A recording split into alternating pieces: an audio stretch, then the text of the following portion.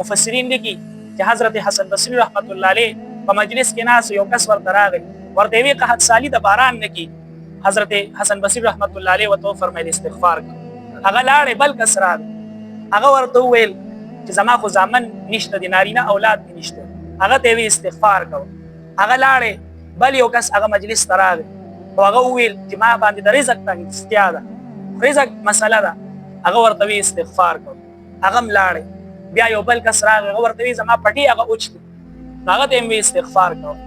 بیا هغه لاړې بل یو کس راغی، هغه ورته ویل چې زمونږه کووي هغه اوچوي دي، په هغې کې اوبه نشته، ورته ویل استغفار کوه. ټولو ته یې استغفار کوي. مجلس کې څه خلک ناست وو، هغوی ته ډېر تعجب وشو. نو هغې کې چاته تپوس وکړو چې حضرت دا خو مختلف مسایلو والا راغلي، نو تاسو ټولو ته یو خبره وکړله او یو عمل مو وله وکړو چې بس استغفار کوئ. نو حسن بصري رحمت الله علیه ورته وفرمیل چې ما ورته د ځانه نه دي ویلي، الله په قرآن کې دا ښودلي دي.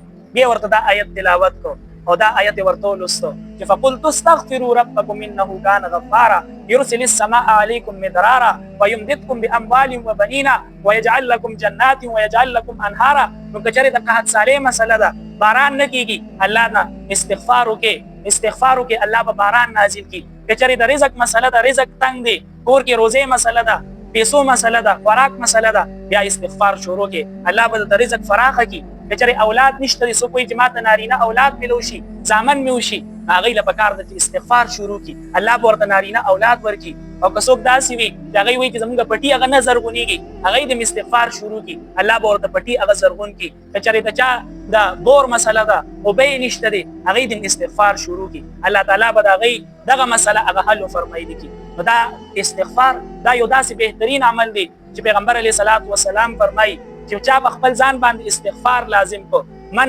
لازم الاستغفار جعل الله له من كل ضيق مخرجا، الله به ورته د هر تنګۍ نه لار روباسي، ومن كل هم فرجا، او د هر غم نه به ورته الله تعالی ګشادګي روباسي، لار به ورته الله پاک روباسي.